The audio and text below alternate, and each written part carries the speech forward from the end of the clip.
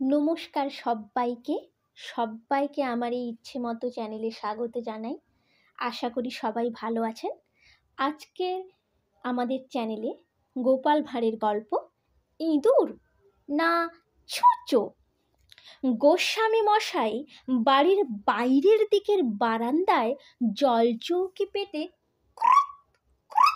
শব্দে হুঁকো টেনে চলেছেন। গোপাল সে পথ দিয়ে যেতে গিয়ে থমকে দাঁড়িয়ে পড়ল।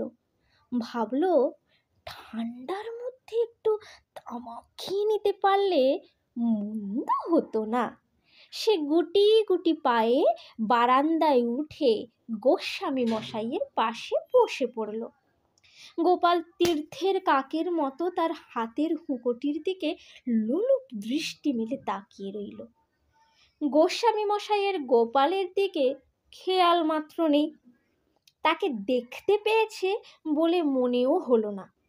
নির্বিকার চিত্তে মিষ্টি মধুর শব্দ সৃষ্টি করে তামাক খেয়েই চলেছেন। তিনি একটু থামলেই গোপাল হাত বাড়ায়। গোস্বামী মশাই নীরবে একটু দম নিয়ে আবার হুঁকো টানতে শুরু করেন। গোস্বামী মশাই আবার একটু থামতেই গোপাল এবার তার দিকে নিজের হাতটিকে একটু বেশি বাড়িয়ে দিল। গোস্বামী মশাই হুঁকো থেকে মুখ তুলে এবার বলে উঠলেন, তোমার ব্যাপার কি হে গোপাল? বিড়ালের মতো একটু পর পর নুলো বাড়িয়ে দিচ্ছ কেন?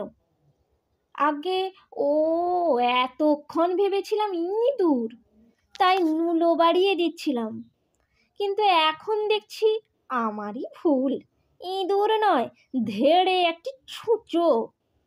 গোপালের কথায় গোস্বামী মশাই খুব লজ্জা পেলেন।